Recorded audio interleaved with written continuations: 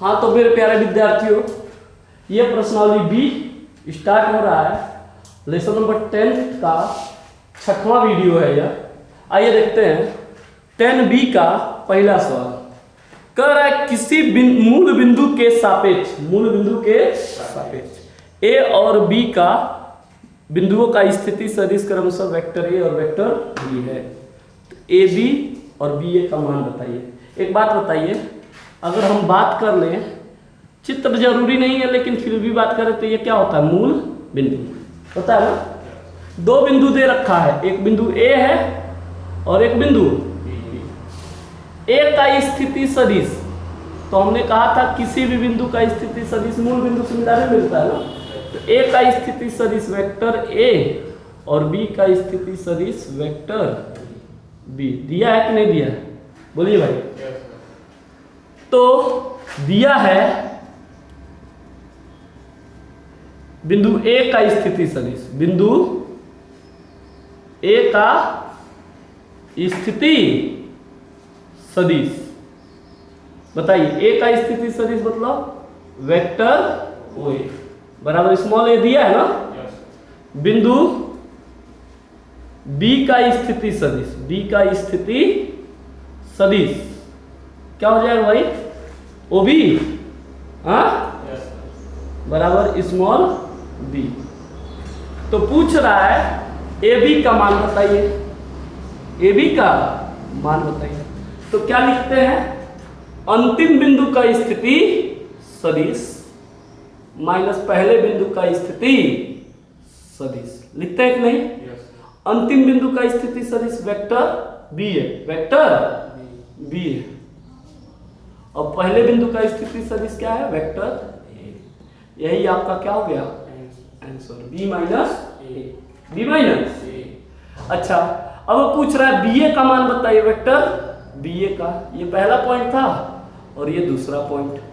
तो बी ए का अंतिम बिंदु का स्थिति सदिश क्या हो जाएगा, ओ ए, और प्रारंभिक बिंदु का स्थिति सदिश वेक्टर ओ बी। तो ए का स्थिति ओ ए का कितना है, वेक्टर ए, और ये वेक्टर। डाउट है तो बोलिए। और आप लोगों को, खासकर आप ही लोग को जो डाउट हो वो कमेंट बॉक्स में लिख दीजिए, दोबारा वीडियो बना देंगे, नोट कीजिए।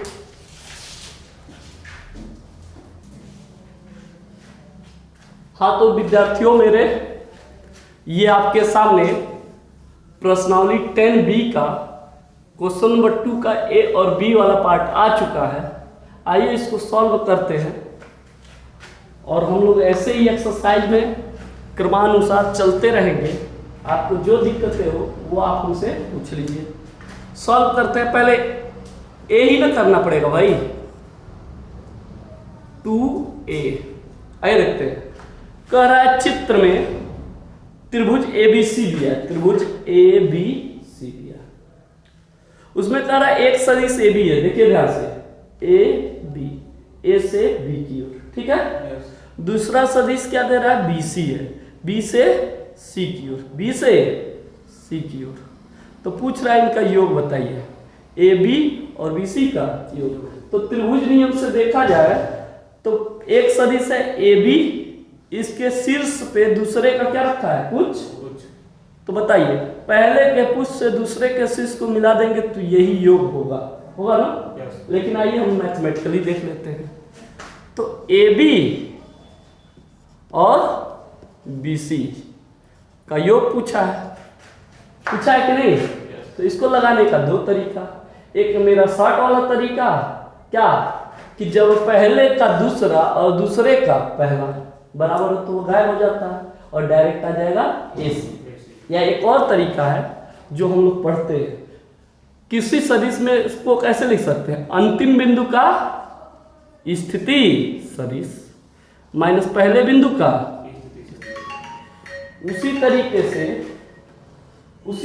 से हम लोग क्या कर सकते हैं, उसी तरीके से BC को भी आप लिख सकते हैं अंतिम बिंदु का स्थिति सदिश माइनस प्रारंभिक बिंदु का स्थिति सदिश। तो ये हो गया, ब्रैकेट को ऑफ कर देंगे, तोड़ देंगे। तो आप देख रहे हैं ये OB से OB क्या हो जाएगा, कैंसिल, बचेगा OC माइनस OA। अब देखिए इसको क्या लिख सकते हैं, ये देखिए अंतिम बिंदु का स्थिति सदिश माइनस प्रारंभिक बिंदु का स्थिति। तो प्रारंभिक बिंदु क्या है A और अंतिम बिंदु क्या है C। आ गया योग। चित्र के अनुसार भी क्या आ रहा था AC और मैथमेटिकली भी क्या आ रहा है, कोई दिक्कत। अब इसी का दूसरा पार्ट B पार्ट सॉल्व करते हैं, बहुत इजी है। चित्र में ये चित्र दिया है, चित्र देख लीजिए, चित्र में OA प्लस OB का मान पूछा है। चित्र में OA प्लस OB का मान पूछा है। आप ऐसे नहीं लिखेंगे, आप तो क्वेश्चन इसी के साथ लिखेंगे ना, तो चित्र बना ही रहेगा। तो आइए देखते हैं, हम यहाँ साइड में लिख दे रहे हैं टाइम बचाने के लिए। तो कर रहा OA प्लस OB। एक बात बताइए, OA यही है ना, हाँ, OA किसके समांतर सदिश है। OA को हम लिखना चाहें तो BC लिख सकते हैं कि नहीं, हाँ, तो लिखेंगे चूंकि OA किसके बराबर है, BC के, और OB किसके बराबर है, OB किसके बराबर है, AC के। रखने तो रख दीजिए भाई। तो OA के जगह क्या रख देंगे, BC, और OB के जगह क्या रख देंगे, AC। तो BC का मान कितना दे रखा है, वेक्टर B, और AC का मान कितना दे रखा है, वेक्टर A। और जानते हैं ये क्रम विनिमय नियम का पालन करता है, तो B प्लस A लिखिए या A प्लस B लिखिए। बात तो बराबर है ना, कोई दिक्कत है तो नोट करेंगे आप लोग, और हम अगला। तो आपके सामने स्क्रीन पे 2C का नहीं, क्वेश्चन नंबर 2 का C पार्ट और क्वेश्चन नंबर 3 आ गया है। आइए देखते हैं 2 का C पार्ट। कह रहा त्रिभुज ABC है, कोई भी त्रिभुज बना लीजिए, कोई भी त्रिभुज ABC सॉल्व कर रहे हैं 2C, ठीक है। कह रहा है त्रिभुज ABC में AB ये होगा कि नहीं होगा, और क्या चाहिए BC, और क्या चाहिए C। वैसे तो जो हम रूल बताए हैं बाबू उसको लेकर चलोगे तो ये चित्र भी बनाने की जरूरत नहीं पड़ेगी, लेकिन बना लो, कोई दिक्कत नहीं। कह रहा है इनका योग बताइए। ज्ञात क्या करना है भैया, ज्ञात करना है AB plus BC plus CA, AB plus BC plus CA ज्ञात करना है, ठीक है। तो आइए देखते हैं, चूंकि आप जानते हैं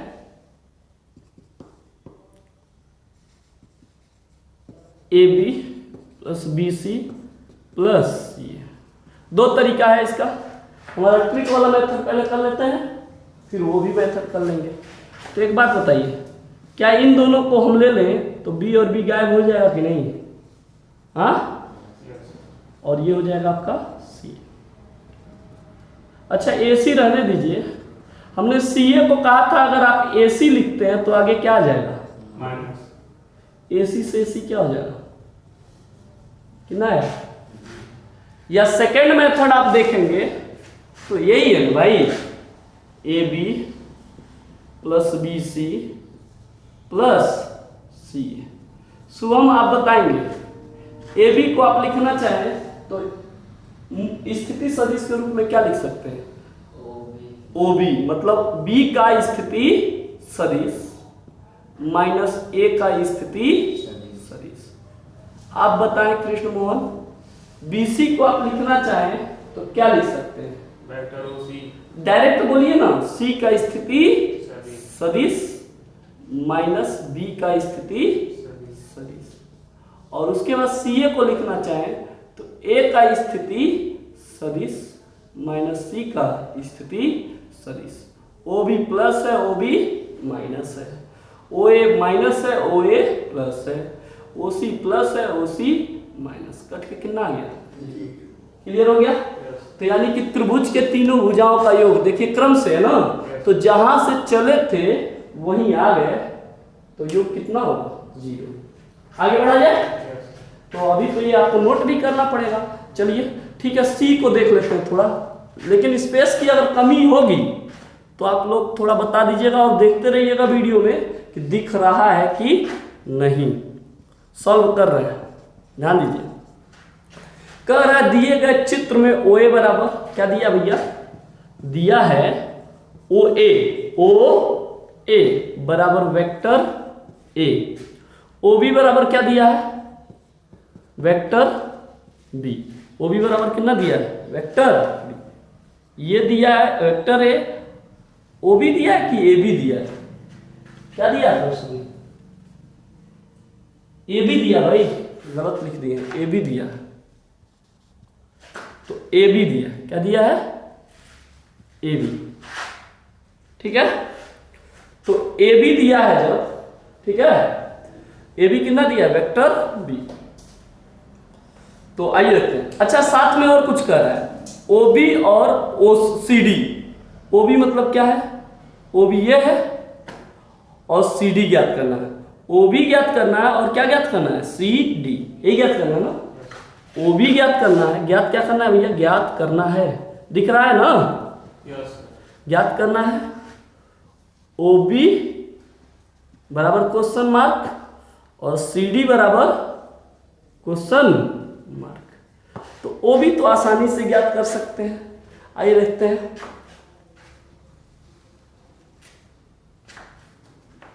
OB निकालने के लिए ध्यान दीजिए, चित्रानुसार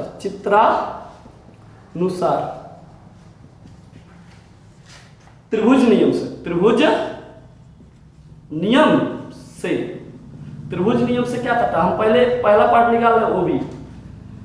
तो कहता है त्रिभुज नियम, OB निकालो ना। तो देखिए OA प्लस AB बराबर क्या हो जाएगा, त्रिभुज नियम यही कहता है ना, बोलिए। तो लिख सकते हैं त्रिभुज नियम से OB को क्या लिख सकते हो, OB को लिख सकते हो OA plus AB, OA plus, तो OA की वैल्यू कितनी है भाई, OA की वैल्यू कितनी है, वेक्टर A है, और AB की वैल्यू कितनी है, वेक्टर B। ये रहा आपका आंसर। आपको पता है ये निकालने की जरूरत नहीं पड़ती, एक रूल पता होता कि किसी भी त्रिभुज में अगर दो भुजाओं के मध्य बिंदु को मिलाया जाए, दो भुजाओं के मध्य बिंदु को मिलाया, देखिए दिया है C किसका मध्य बिंदु है, OA का, और D किसका मध्य बिंदु है, AB का। तो दो मध्य बिंदुओं को मिलाओगे तो ये तीसरी भुजा की कितनी होगी, आधी। कितनी हो जाएगी, आधी। यानी कि हम जब CD निकालेंगे तो उत्तर क्या आना चाहिए, A प्लस B का आधा, A प्लस B का आधा। आइए देखते हैं कैसे लिखेंगे, तो CD निकालना है ना। तो पहले थोड़ा सा बात बताइएगा, चूंकि C OA का क्या है, मध्य बिंदु है कि नहीं है। तो जब C OA का मध्य बिंदु है तो CA को आप लिखना चाहेंगे, अगर CA को आप लिखना चाहेंगे तो OA का क्या लिखेंगे, आधा। OA का क्या लिखेंगे, क्योंकि मध्य बिंदु है भैया, तो CA जो होगा OA का क्या होगा, आधा।